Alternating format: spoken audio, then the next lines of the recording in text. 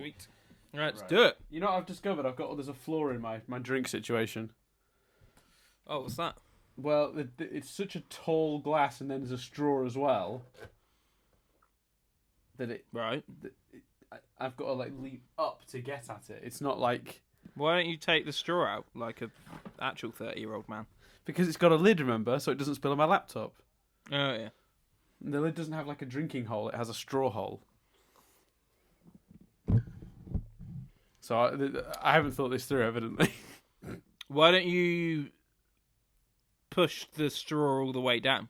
I have done. It's a very tall straw. I'll take a picture of it for you. Right. I don't think you... Well, I'll do it. I think we should start the podcast like this. That'd be a terrible way to start a podcast, Chris. I know we never do it on SU. We always start with a hey, but I don't know. I just feel like... Little weird awkward awkward opening. Oh, no. Awkward beginnings! Dear Lord. Right, all right. I read a review for this podcast today that was essentially... It's a good podcast. Shame it's got no structure. Where was that? I've not seen that one. That was on iTunes. It's something along those lines. That's amazing. Anywho, cue the music.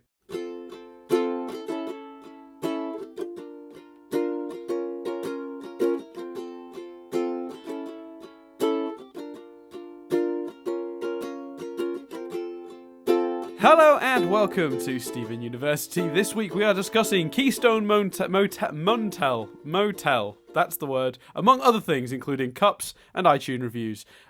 Chris, what was it about? If you've remembered to keep that on, I worry that by the time you come to edit it, you'll just look for the start and cut in here. I very well might. It is entirely possible. So if it's cut, Dan and I just did a few minutes of improvised cup chatter, which wasn't funny at all. Yeah, wasn't remotely funny or interesting. Meaning, I probably did leave it in. Yeah. I mean, only the worst remains. Yeah, we call it reverse editing. We take out all the good bits. You should hear this chat unedited, gold, but edited. Yeah, well they'll have heard it. No. But I mean the podcast. Oh yeah, you're right. Yeah. They won't have heard that. No, it's too good for them. Let's do a podcast, Chris. Deluxe edition. No, that is harsh. We love our listeners. Anyway, actually, a weird thing about that. We were insulting the listeners. We were just insulting us. Yeah, but then I was like, they don't deserve it. Oh, okay, yeah, that does, yeah. But I was joking. It was weird because I was on Reddit the other day scrolling, and I was on the Steven Universe subreddit, and I saw an article, and I clicked on it and started reading all the comments, and then I got halfway down, and someone referenced Steven University, and it really blew my mind. I was like, oh. That's amazing. Like, in a completely unrelated conversation, someone was like, oh yeah, they were talking about this on Steven University, or something like that. I'm not doing it justice, but it broke my brain a bit, because you sort of forget that people listen. I know that's really weird to say, but you do, and then you look and you're like, oh shit, look at all these people talking about what we did and said. Yeah, I do stuff like that all the time. Like I meet up with I've only got 3 friends that listen to the podcast, but I met up with one of them the other day, and she was just referencing shit about my life that she knew that I hadn't told her, and I was like, how do you know this? And she was like, I listened to the podcast, and I was like, oh yeah, good point. Yeah, and they do weird things, like they expect you to remember everything, so they go, oh, I totally agree with you about what you said about the Gifted trailer, and you're like, yeah, I don't know what I said about the Gifted trailer. Yeah, that's the thing about this. Isn't it interesting that when you're recording the podcast, your brain's not engaged in the same way as when listening to one. So I find that if I listen to the podcast back, I remember everything we said entirely. But if we just record it, then I edit it by slapping music either end and throw it out, then I have no idea what we talked about. And then it becomes an issue of everyone's going oh, and then you said this, and I'm like, I have no idea, did I? I don't know. Yeah. Or they reference jokes.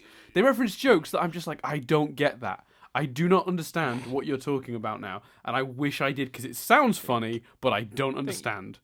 You're being way too generous to describe what we do as jokes. Attempts at humour. That is fair. That is fair. I got this one the other day. Sorry, just one little. I got this one the other day. Where is it? It is here. KFC, Tiny Tony, I bet it smells so bad in here.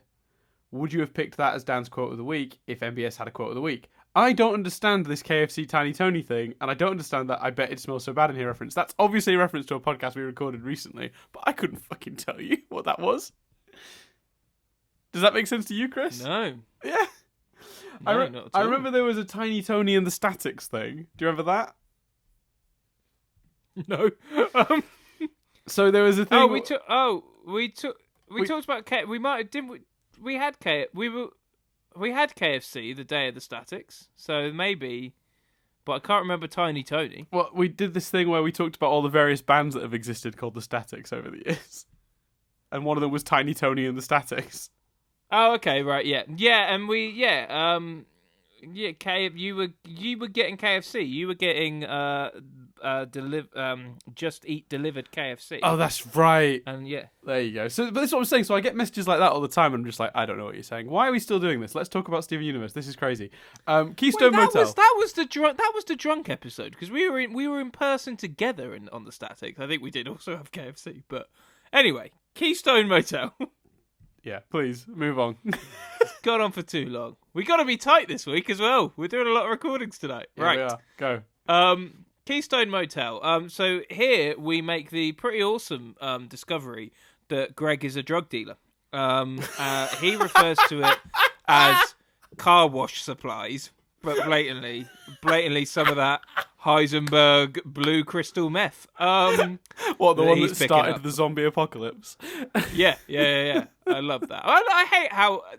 no, right. Although it bugs me that people are latching onto that now. That theory's been a thing for ages. Anyway. Referencing the Breaking Bad Walking Dead theory. So Greg's like, I've got to go on a drug run. Steven's like, I'll come. And then Garnet weirdly is like, I'll come too. And there's still tension in the air between Garnet and Pearl. So they go for the drug run. Greg goes off to get his car wash supplies. And then suddenly Garnet unfuses. You mispronounced heroin.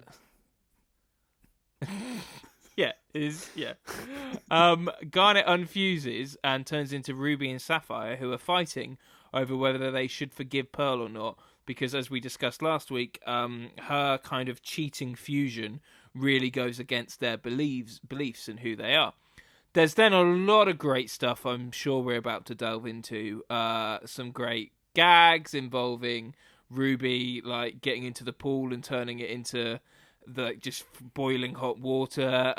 Steve, just the animation is superb in it. The gags are superb. It's great. It's great stuff. So all of that happens. And eventually they upset Steven because it's shit at home, it's shit there. They've destroyed a breakfast table. So Steven goes, which is really the ultimate crime. Yeah, well, yeah, together breakfast. Look at all that bacon that went up to the floor. I was very sad to see bacon on the floor. Yeah, I mean, weird. Is it a thing in America to get eggs, strawberries, and bacon as a breakfast? But fine. Because you think if the strawberry was a tomato, it would have made more sense to me. So Steven goes off, they go after him, and Sapphire kind of finally breaks down and says, I was so busy looking at the future vision of it being okay, I didn't think about the pain and the anguish in the present. And then they hug and make up, and they turn back into Garnet. And then they go back, and Garnet's still pissed at Pearl, but she's talking to her now. So there's been a little bit of progress. I forgot one element that I loved. Amongst many.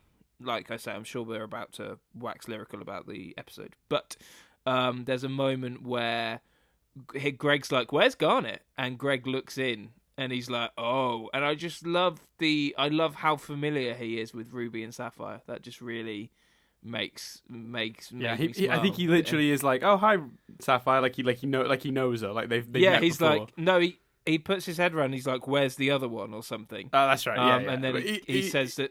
The implication being he's pretty familiar with them, that's for sure. Yeah. And he says something similar must have happened for them for Garnet to unfuse.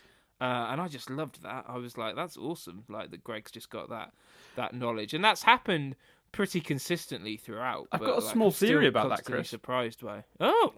Small theory about that. Theorizes. Yeah, and it's not something that's... By saying this theory, you'll know this hasn't been confirmed nor denied yet, so I am sort of mildly spoiling in that I'm confirming what I... Prepare for some people bitching about that in the comments. Yeah, I'm sure. Only, it's not so much a spoiler as it is a sort of confirming something we haven't yet witnessed, if that makes sense, where I'm up to.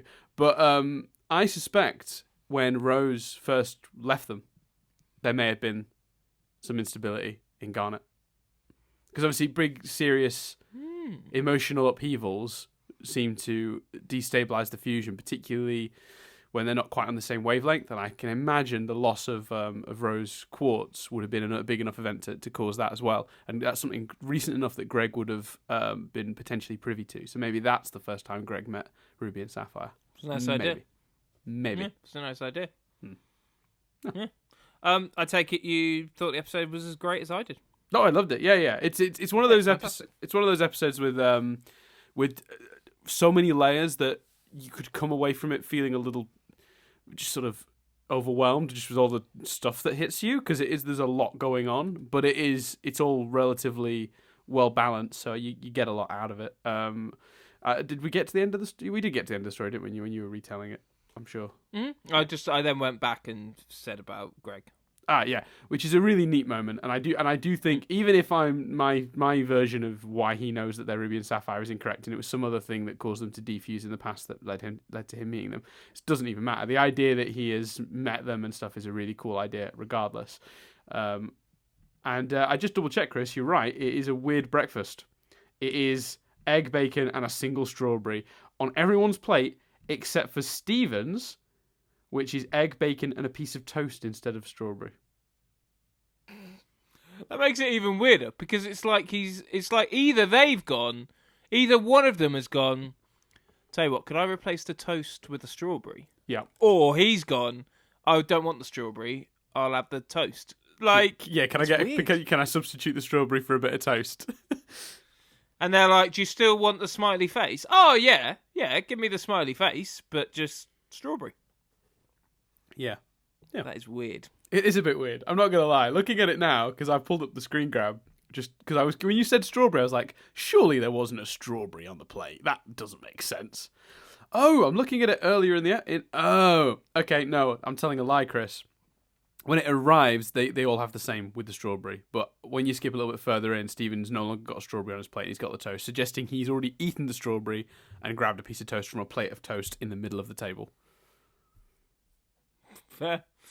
I worry that we're focusing on areers that people won't be interested in us talking about. Yeah, I know. Let's get to the meat of it then. So, like, from your perspective, Chris, as someone who's really only seen these two characters in the context of Jailbreak, what did you because obviously that you only get a sense of their character in that episode, because you only really have them for a small portion in the middle of that sort of story, the return Jailbreak story, and then that bitchin' song. Yes, but I mean the song is Garnet. That's the. Yeah, no. I just any excuse to point out how good that song we is. Get that bitchin' song. It's a great song. I can't wait for my vinyl copy to arrive of the soundtrack so I can blare that full blast from my. I can't wait for the day I suggest you cover it, which it won't be today, but at some point in the future. That's gonna be bad. That's gonna be real bad. I know. Can't do that. Anyway, it's Estelle. She's like Estelle. I can't do that. Anyway, right. Let's see. How did you find meeting them this time? Did they live up to your expectations? Were they different than you expected? Were they exactly what you expected? How did you find them? I think it was also because we're seeing them in a heightened state, but presumably, as you've pointed out, we only ever will see them in a heightened state. Excuse me, because otherwise, why would they be unfused? I thought it was great because it just made so much sense. It was so fun to just be like, right, well, that's her anger, and that's her calm, and that's her future vision. I didn't expect the heat and ice contrast. I don't know if that's something to do with the real gems, whether, I don't know, Ruby's associated with heat and Sapphire cold. I don't know. But I didn't necessarily expect that, but I thought it was neat, thought it was cool, opposite to Tract. I just think the way, like, it was just used so effectively, like, so much humour in the way Steven's too hot and then he's too cold, her going under the water and just continuing to talk. It really felt like the perfect representation of two halves of Garnet. Like, you saw them both, and that's just so cool and so neat. And like I say, the animation in Steven's reactions was great. I thought they absolutely were characterized brilliantly. And I think the thing with the strawberries is, no, I'm kidding. That I couldn't resist. No, and I think you're right, and I think that's what's most effective about this episode is like you're totally going, oh, this is absolutely the two sides to that coin that is Garnet. Do you know what I mean? Like it's you when you imagine if you saw this in reverse, if you'd seen those characters first and like with the other gems, and then seen what they fuse to later, it would still be Garnet. Do you know what I mean? Like it still tracks in that exact same way, and I really like that about it. I liked the and I also just liked how sweet it was when they finally made up at the end. I mean, they maybe I think you could make an argument for them going a little too far. Like it was almost sickly sweet the more they went on, but like it was still really adorable to see them like sort of when they came back together. Because I mean, essentially, we watched a couple have an argument and then make up. And I think you only think it was sickly because Stephen reacted in a like, oh, embarrassed kind of, I need to look away way, which is weird because that doesn't. I thought that was a little bit odd because that doesn't feel in character. Stephen to me is a big fan of love and loves to love and loves to see it. So I think him so overtly like getting embarrassed and putting his hand over his face and stuff. I think that makes it feel too sickly. Because I just personally think that's a little bit out of character. Didn't hinder anything, but but no, I get to see you and stuff. I just thought that was all really sweet and lovely. Yeah. I think the just again the reactions and again I just love I love it when we get an episode where like there's no monster, but we're still dealing with some gem stuff, but just really nice, subtle. There's not a big bad of the episode. It's just it's arguably the biggest character piece they've done, because you're literally watching a character fight with itself. It's just full of neat ideas. Yeah, I think you're absolutely right, and I think that it's quite bold, really, to go. These two characters we barely know. The next time we're going to see them is in a heightened emotional state, so we're not even going to get to see what they're like. Just ordinary. Just talking to Steve and interacting. Without this heightened. But again, I love that because doesn't that just strengthen them as a couple? Because we don't. They in their natural unheightened state is Garnet. That fusion, that is the most natural, most relaxed, comfortable way those two characters can possibly be. The only thing that would make them unfuse is being forced to jailbreak or in heightened state, and when they're forced to unfuse, they're going to be in heightened because they don't want to not be together. So I don't know how you could write them just unless they got their way and told Stephen on his birthday, and it's almost for the parlor trick of, hey, this is us. I think it would be if they do an episode where they're like, Garnet randomly goes, you know what? I'm going to have this conversation with you, but I'm going to have it as both Ruby and Sapphire. I'd be like, I don't buy that. I don't believe that. That goes against the story of these two characters. So we are seeing them in their natural state. That state is Garnet. What if, Chris, they're on a mission and there's an object they need, and the hole in the wall that you have to go through to get to the object is precisely Ruby-shaped? Would you be okay with Garnet diffusing for some sort of mission-based reason?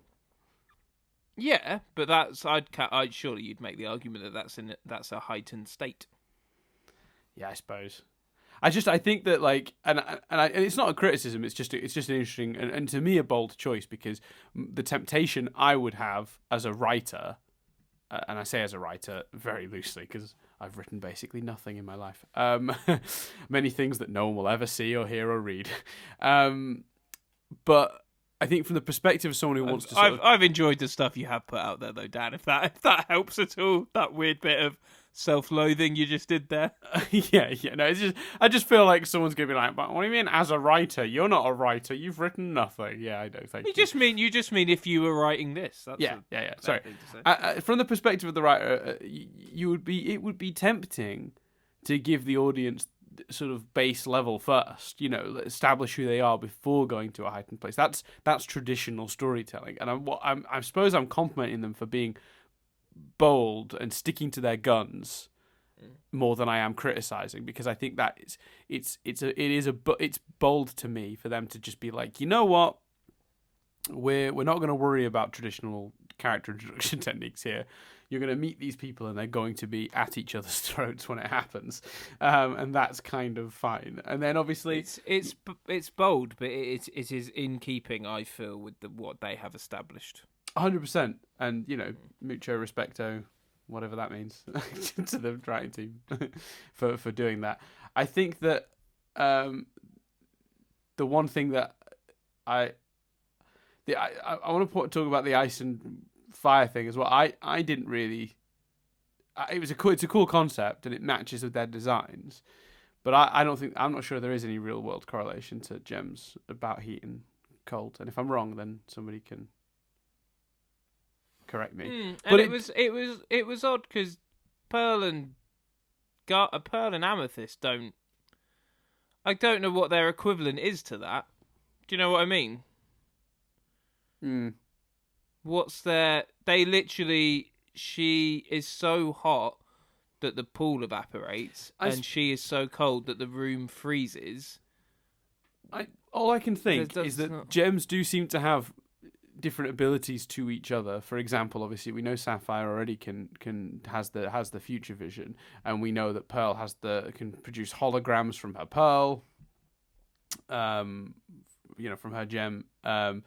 You know what I mean? So it looked a little. I'm not going to say that one because that one's a potential spoiler. But like the different gems have demonstrated specific abilities in the past. So maybe I think it's just because they've been quite weaponized. So Steven produces a shield and Pearl produces the hologram, but they are.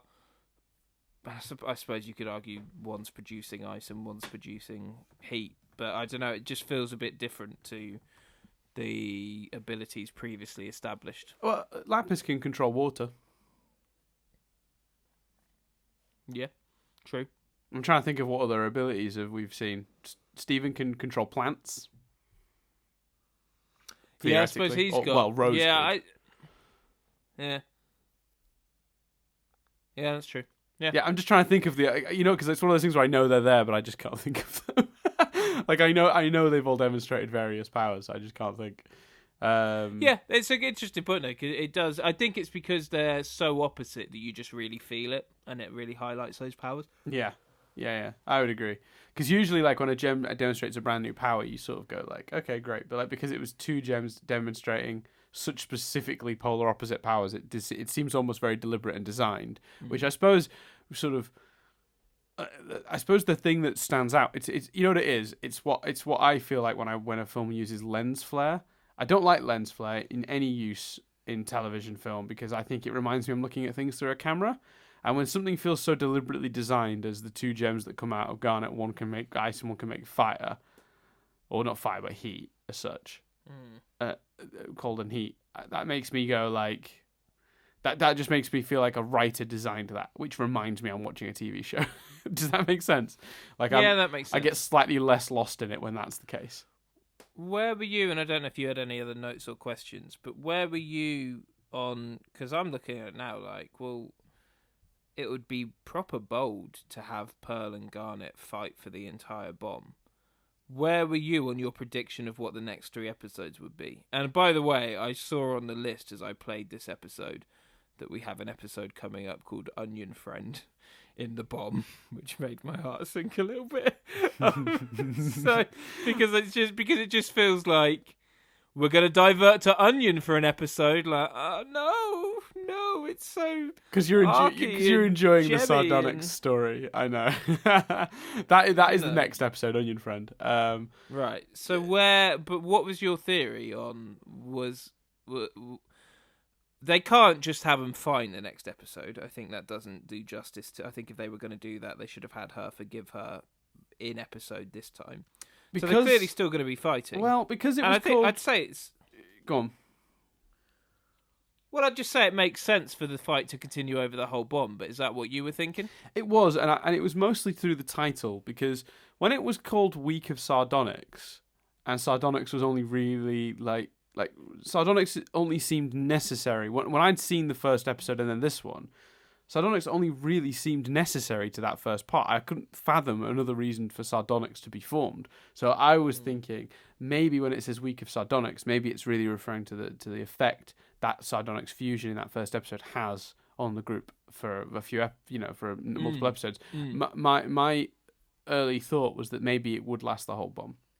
And that's obviously we'll have to see where it goes. But yeah, it would be, and I would agree with you that up to this point, if I've seen only what you have seen, I would also be craving more of that relationship and would hate for them to drop that plot now, because it's gone over 2 episodes and in my opinion it was not fully resolved.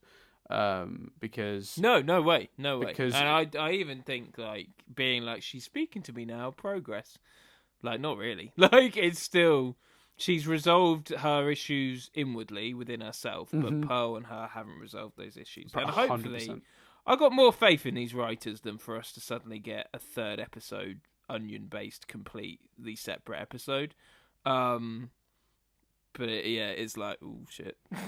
Yeah, well, I think the one thing this show has proven in the past is that it is willing to like go somewhere else for a week or 2 and then come back to a thing it was looking at. So even if but that's not in a bomb labeled Week of Sardonyx. That's fair.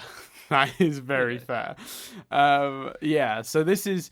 It's funny now because I forgot to mention this, but we are now up to where I was watching this week to week, as of last week's episode, as of yesterday's episode, I should say in this case. Okay, so this was your first. This is from this point onwards, your week to week. I was episode to episode, which can be week to week, can be day to day, depending on what fucking Cartoon Network were doing with the schedule for Cartoon Network. Yeah, basically. I mean, it's the scheduling has been absolutely mental. So so I think Cry for Help was my first episode that I was like actually like watching as it aired, because between Bomb 2 and Bomb 3, I caught up basically. Okay. So, any other thoughts, theories, whatever? I'm trying to. Oh yeah. Greg, what do you reckon? Is he slinging heroin? What's he up to? No. I think that was a fun, simple way of getting them out there. No. I think, and I loved that we got some Greg Stephen moments, the square pizza, and you are my favorite dad. I think that it acted as both good light relief and a nice bit of warmth in an episode that was mostly a couple falling out. Can I tell you a weird thing that happened as a result of this episode? Yeah. So Google reviews for an actual motel called Keystone Motel, located in St. Pete Beach, Florida, was bombarded with weird and dishonest reviews referencing the episode. People complaining about how the toilet was frozen, the pizza was square-shaped, or how the pool had been completely evaporated. Now, in my opinion, that is funny, but quite unfortunate for the owners of an actual business. Yeah, you got to feel bad for them, yeah. So apparently the activity came to the attention of people who work on the show, Ian Jones Quarty and Matt Burnett, who are both like storyboard artists and writers and creators on the show. And they both mentioned things on Twitter. I think Burnett said messing with someone else's livelihood isn't funny. Although Jones Quarty was less critical and said they probably shouldn't be doing that, but I won't deny that's funny. So apparently there have been appeals from fans since that to remove the reviews from Google. And I don't know. There's nothing on here saying specifically that that's happened. And apparently many fans have contacted the motel to apologise. So there you go. Well, also, you'd think it'd be nice if they, like, anyone living near the area booked a route. Do you know what I mean? Gave them some business as a result would be cool, but other people would. This is a weird one. When Stephen asked Sapphire what channel he wanted to watch, Sapphire responded with 43, but there's not much on. Channel 43 is a channel listing for the standard definition version of Nickelodeon in Pennsylvania, so you'll enjoy Channel 43, but there ain't much on. Is potentially a bit of a dig at Nickelodeon. A little bit, yeah. Cool. Well, I look forward kind of to Onion Trade, I guess. I mean, prediction. Like, where do you think it's going? It's not gonna. It's Onion's gonna be involved in the narrative, but it's not gonna. We're gonna see this story continue to evolve. And if not, my prediction. Then prepare for some rage. Ronaldo levels? No, because I don't mind Onion, but yeah, we haven't seen him in a while as well. It's worth noting. Fool us. If they do that, I am no longer going to be that excited about the bombs. Really? I think so. Yeah, fool me once, okay. Fool me twice, all right. Fool me 3 times, nah. Well, no, but they wouldn't be fooling you 3 times, would they? Because the first bomb was great. It's the third. There was 1 or 2. No, yeah, the first one was roughly all linked. Yeah. The first bomb was the build-up to. I think if we divert completely to a random Onion episode, yeah, I'll be a little annoyed. Okay, fair enough. Fair enough. That is a reasonable thought. Okay, cool. So we'll call it there. That's been everything for this week. I've been Dan Doolan. I've been Chris Billingham. And we'll speak to you next week to see how mad Chris is as we discuss Onion Friend.